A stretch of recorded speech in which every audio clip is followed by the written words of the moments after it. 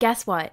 I just came across a long-lost clip of Charlie Munger explaining the 3 things he would do to generate 50% annual returns investing small amounts of money. This clip looks like it was shot on an iPhone 4, but it is Munger at his absolute best. If you want to build real wealth, you need to see it. There's an old saying that it takes money to make money. This saying may be true, but the amount of money you need to get started generating high returns is not as much as many would believe, according to Munger. Now let's get into the video.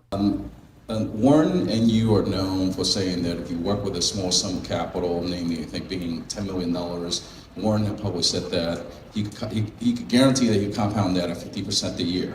So my question is, can you provide some examples? And I would kindly ask you to provide as many examples as possible and be as specific as possible. Thank you.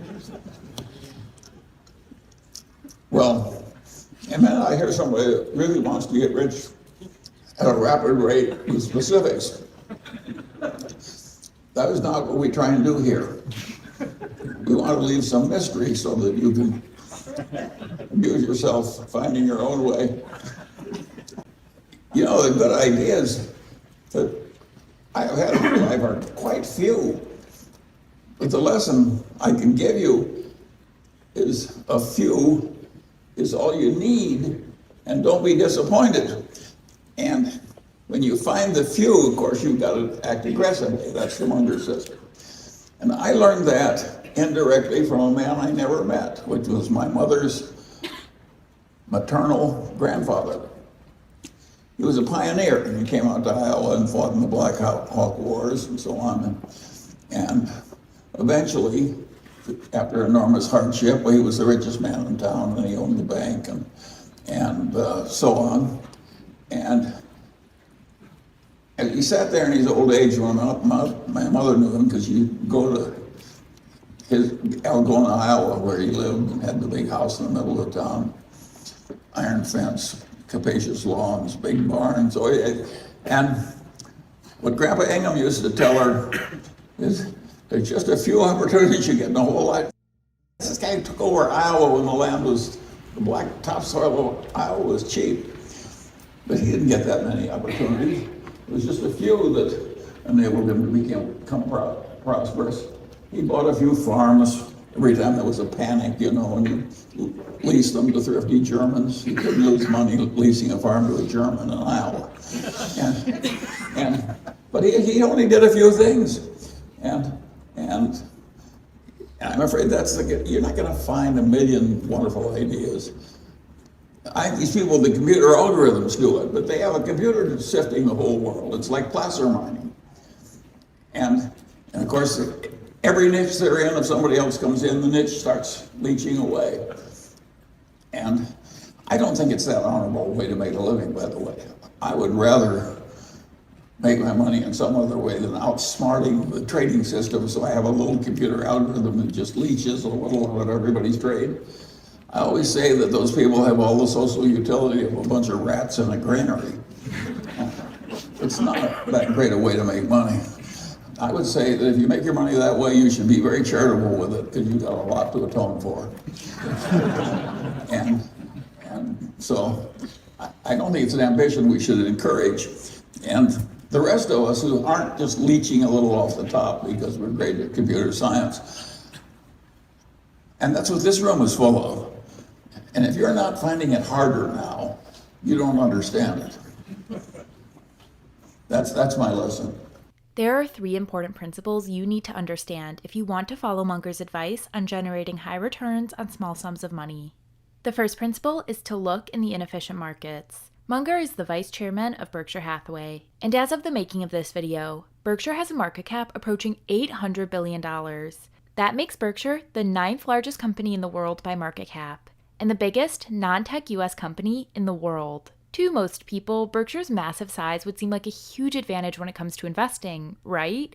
Well, actually, that's not the case. Charlie and Warren have repeatedly said that Berkshire's size is an impediment to generating high investment returns. Because Berkshire has so much money, Warren and Charlie are forced to only focus on large investment opportunities. The odds of these large investment opportunities being mispriced, or to use an investing term, inefficient, are extremely low.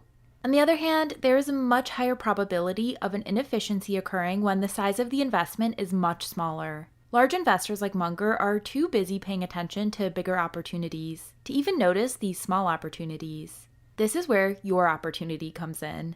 Listen to Charlie Munger's business partner, Warren Buffett, explain this concept. I was working with a tiny amount of money.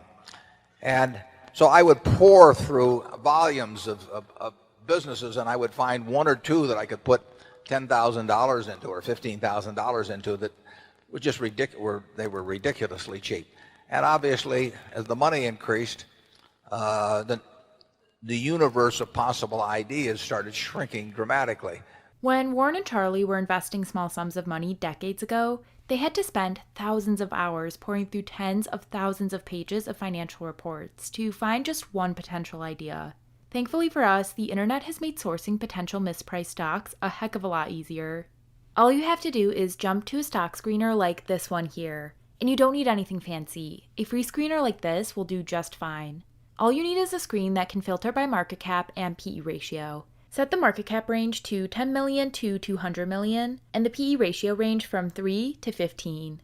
The companies that meet this criteria will be small by Wall Street standards. Most professional investors have restrictions around investing in stocks below a certain market cap. For example, the fund I work at in New York City has a rule in place that makes it so you can't invest in any company below a $5 billion market cap.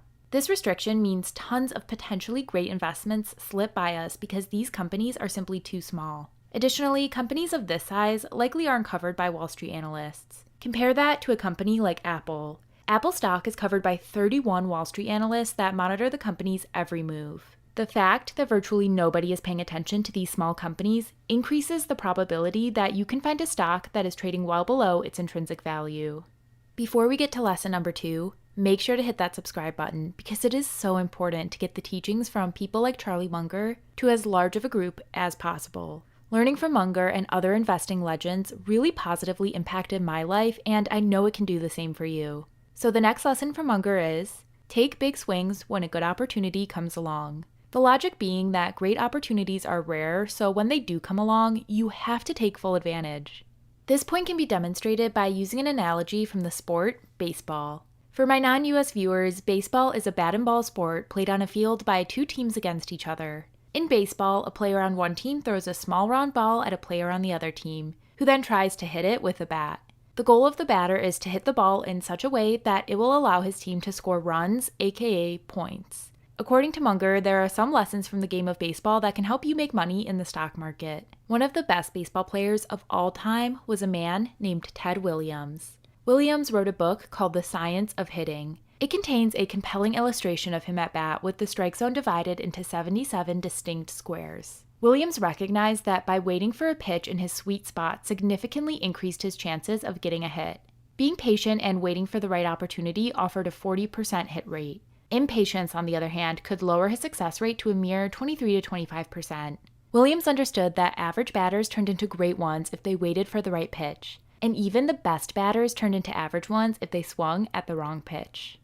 Munger is a big believer that this concept also applies to investing. As an investor, each day you are faced with thousands of potential investments. Think of these as the pitches in baseball. In order to invest successfully, you have to be waiting to sit patiently with your bat on your shoulder, watching pitch by pitch go by. Only when you see an investing opportunity that is perfectly in your sweet spot do you swing. The problem is, though, that these perfect pitches aren't all that common in investing. It can be months or even years before you finally get one. That is why when the perfect pitch does finally come, you better make the most of it and swing for the fences. This ties perfectly into the third lesson from Munger. Don't be afraid of a concentrated portfolio. Conventional investing wisdom states that investors should have highly diversified portfolios. Or put another way, people should have portfolios that consist of dozens, if not hundreds, of stocks. Munger believes that's incredibly foolish if your goal is to generate high investment returns. Munger has the vast majority of his family's entire net worth in just 3 investments: Berkshire Hathaway stock, Costco stock, and a fund managed by an investor named Lee Liu. Instead of favoring diversification, Munger advocates for a concentrated approach, where investors focus on a handful of outstanding businesses they thoroughly understand. He believes that by closely examining and comprehending these businesses, investors can make more informed decisions, resulting in a higher likelihood of achieving exceptional returns. Munger uses the story of his friend John Arriaga to demonstrate the point. John Arriaga is a billionaire investor. Naturally, it would be fair to assume that since Arriaga is a billionaire, his net worth would consist of many different types of assets. Maybe he has a few businesses he owns and a countless number of stocks. While this may be a natural assumption, it couldn't be further from the truth, and you'll see why in just a second. John Arriaga made his fortune in real estate.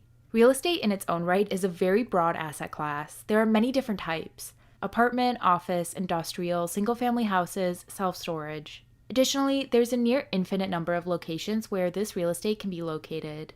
The United States is just one of these countries to pick from. Just within the United States, there are 387 what are referred to as metropolitan statistical areas. Think of this as different real estate markets. And then within each of these metropolitan statistical areas, there are countless numbers of neighborhoods from which to choose from. The point here being that even within real estate, there are so many ways investors can diversify a portfolio. John Arriaga decided to take a different approach. He was going to be super concentrated in building his fortune. He was only going to buy real estate located within 1 mile of the campus of Stanford University in California. Over a 40-year period, all Arriaga did was never put down a lot of debt. And when things went down, he bought, and when everyone got euphoric, he sold. That's all he did. I guarantee as Arriaga was building his billion-dollar fortune, he was offered investments in things outside of just that 1 mile distance from Stanford's campus. For all intents and purposes, Arriaga ignored all other investment opportunities to focus on what he knew best. Arriaga's willingness to stick to what he knew best and, as a result, have a massive advantage over the competition led him to being one of the wealthiest people in the world. As Munger says, I would be a heck of a lot poorer if I followed conventional financial theory when it comes to investing. So there we have it. Make sure to like this video and subscribe to the channel because it's my goal to make you a better investor by studying the world's greatest investors. Talk to you again soon.